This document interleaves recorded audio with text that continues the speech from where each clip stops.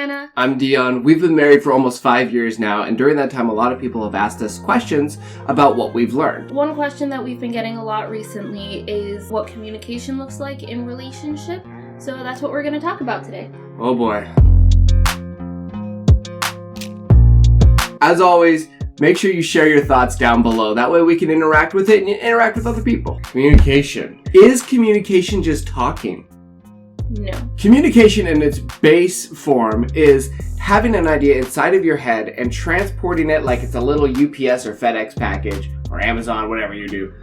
Taking that package and transporting it out of your head perfectly wrapped all the way into somebody else's head and then letting them open it up and examine the thought for exactly as you had that thought. The problem is, it's not that simple. We all have what's called a perspective. We have a way in which we view reality through these lenses and filters in our minds that change the reality around us, and that's why it's called our perception. Your perception is not reality.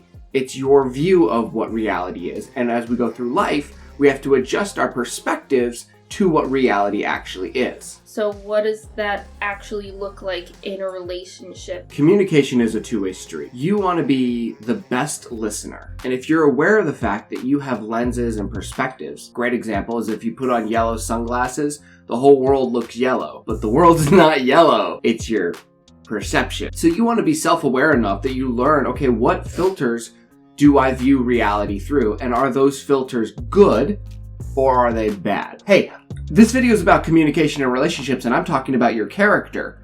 I wonder if your character has anything to do with communication. Whoa! Communication is a two-way street. If you yourself have a bunch of bad perspectives and you accuse people around you, or you haven't dealt with insecurities, if somebody says something, those insecurities or those accusations against other people are going to filter their words. And even though they may not have said something, because you have insecurities or you have hurts or pains that you haven't healed and grown from, you will alter their words in your mind and then become offended and aggressive. Good communication starts with being a good listener. What is that person really saying? Asking clarifying questions like, hey, I'm not sure I understood that, or can you explain that one more time? See, I'm not saying you're communicating bad, tell me that again. I'm saying I don't think I'm understanding, help me understand. I point the finger at me when listening versus an accusational you tell me what you're saying. So actually I have a really good story. I just was talking to one of our friends last night. You know who you are. Our friend asked me, what does it mean when a woman says that she wouldn't mind doing something? In the context of, you say, hey, let's go do this thing, and she says, yeah, I don't mind. So that was the context. There are stereotypes for how men communicate and how women communicate. And I will say a lot of stereotypes, I won't say all stereotypes, but a lot of stereotypes exist for a reason. Maybe there's a way that the majority of men communicate and the majority of women communicate. I cannot speak for the majority. I can speak for my experience. You can speak for your experience. I'm not going to speak for the entire female gender though. My response to him was, okay, well, what I mean when I say I wouldn't mind doing something is like, maybe it's not my first choice, but yeah, sure, if you want to do that, I'm okay with doing that because I just want to hang out with you. Anytime somebody gives up, yeah, I wouldn't mind, instead of thinking, wow, that person wouldn't mind and they're honoring me because it seems like I want to do it, so they are okay with doing it, our wrong perspectives say that person's being indecisive and they actually don't want to do it at all, and they're conniving and they have a problem with me and they're mad, they're upset, and they're just not going to say anything, and it becomes this downward spiral when all they really meant was, I wouldn't mind.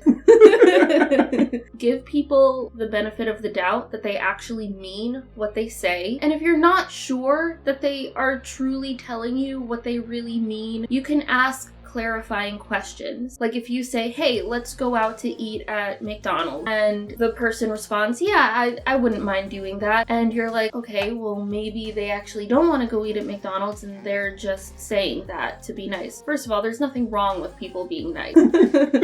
It's okay for people to be nice. If you want to give them the preference and go somewhere with them that they would rather go, you can say, is there somewhere that you would rather go? And if they're like, no, McDonald's is okay, I'm okay with that, just Okay, cool, let's go. Another thing to keep in mind is people communicate differently. People have unique personalities, they have unique experiences in life. Going back to that whole lens thing that you brought up, we grew up in completely different cultures. We are very different. We have different ways of communicating. We have different definitions of the same word. And so there are times when I will be talking to him or he'll be talking to me and I'm not understanding what he's meaning because he has a completely different meaning for what he's saying than what I would take it as. So then I get frustrated because I'm like, well, why don't you have my definition? You know, you have to recognize that you are a unique person.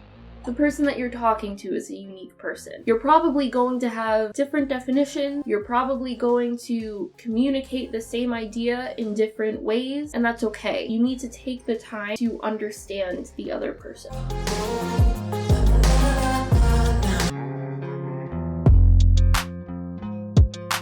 Communication is not about just saying things, it's about making sure the other person is understanding you. So when you say something and they get frustrated, you say, well, let me say that again because I don't think you're responding to what I thought I said. Seek to listen before being heard. Boundaries in communication are important. If you do not have proper boundaries, people are going to run you over. It's very important that you understand that when a conversation starts escalating, recognize that conversations are escalating and realize that it's your responsibility to start de-escalating. Getting hot and angry isn't going to help anybody. Texting is not communicating.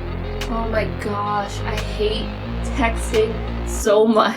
Give people the benefit of the doubt. I think ultimately recognize that people are not mind readers. You need to be able to communicate clearly with people so that they understand what you're trying to say.